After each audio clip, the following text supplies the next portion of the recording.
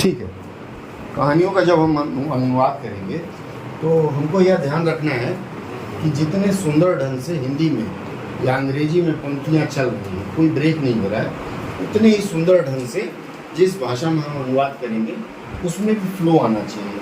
अब जैसे सबसे पहली पंक्ति है, एक दिन सुबह सुबह गिरगिट जी हमारे घर आ धमके।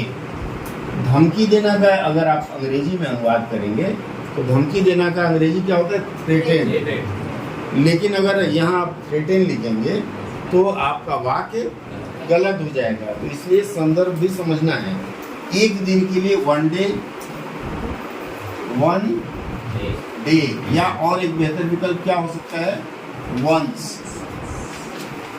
कहते हैं ना वंस अपॉन ए टाइम, किसी समय। इसी तरह से एक दिन के लिए हम वन डे बेहतर होगा अगर हम वंस का प्रयोग करें।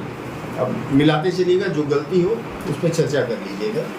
सुबह सुबह, वन डे या वंस। सुबह सुबह को क्या लिखते हैं? Early morning. अर्ली के साथ कुछ लोग इन लगाते हैं, वो गलत है। Early morning. अब ये जो गिरगिट है, बहुत लोगों ने आप में से गिरगिट को लिजार्ड कर दिया है। हम आप लोगों ने सही किया है। ये गिरगिट के साथ जी लगा हुआ है, मतलब गिरगिट आपके घर चलता हुआ आया और बोला कि शर्मा जी चलिए चाय पीने चलते हैं। सर, ये किसी व्यक्ति का नाम है? यस, किसी व्यक्ति का नाम है। तो व्यक्ति का नाम है तो क्या लिखेंगे? गिरगिट जी को उसी तरह लिप्यंतरित कर लेंगे, GIRGIT, गिरगिट जी, JEE या JI। ये जो रचना है डॉक्टर गंगा प्रसाद शर्मा सर की है। शर्मा सर चीन में गुआंगजू विश्वविद्यालय में 3 साल तक प्रोफेसर रहे हैं। ठीक है, क्लियर है? वन डे या वंस, अर्ली मॉर्निंग, मिस्टर गिरगिट। गिरगिट जी जो हम लोग लगाते हैं, भारतीय परंपरा के अनुसार जी लगाते हैं, लेकिन विदेशी परंपरा के अनुसार क्या लिखते हैं? मिस्टर लिखते हैं।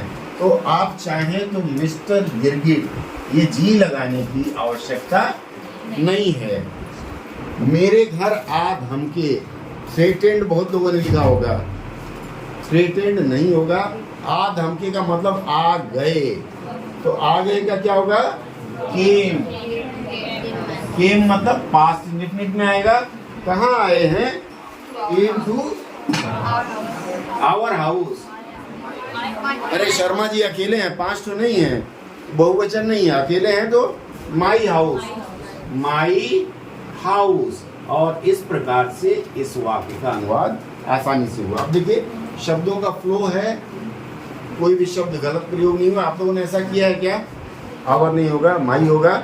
अर्ली मॉर्निंग मैंने आप लोगों को एडवर्ब का बताया था ना, अभी उस दिन रात की क्लास में बताया था कि एडवर्ब ऑफ टाइम कहाँ रहेगा, या तो आगे या पीछे, विपरीत परिस्थितियों में बीच में। तो ज़्यादातर प्रयोग करेंगे उसको आगे। एक्चुअली मैंने बताया ना, कहानियों में हम लोग जो पूर्वांचल वाले हैं, उत्तर प्रदेश के या बिहार के, हम लोग मैं बोलने में शर्म करते हैं तो हम बोलते हैं, लेकिन मूलतः वह मैं है। ठीक है, आगे बढ़ें, अगला वाक्य लेते हैं। अगला वाक्य क्या कहता है? मैंने सोचा आज कोई नया गुल खिला होगा। गुल खिलना, आप लोगों को मैं बताऊं कि जैसे खैनी आप लोगों को पता है ना, ऐसे ठोक के खाते हैं, खैनी का चूरा निकाल करके और गुल बनाते हैं। ये वो वाला गुल नहीं है। ठीक है, बंगाल में बहुत लोग गुल का प्रयोग मंजन के लिए करते हैं, ये वाला गुल नहीं है। तो जरूर कोई गुल खिला होगा। मैंने सोचा आज भी कोई नया गुल खिला होगा। गुल खिला कोई बहुत बड़ा फैक्टर नहीं है।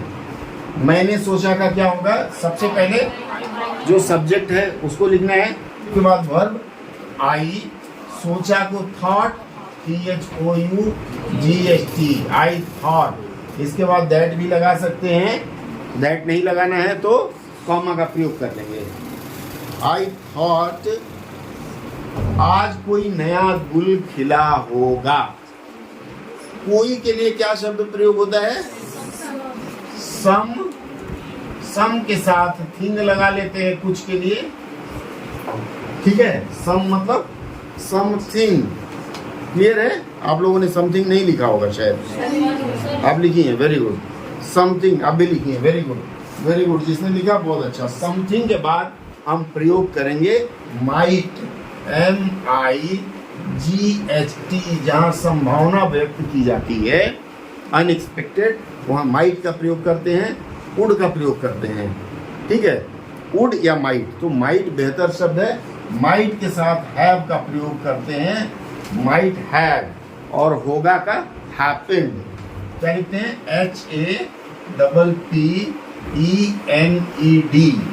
क्या होगा? Something might have happened. इस तरह से यह वाक्य पूरा होता है।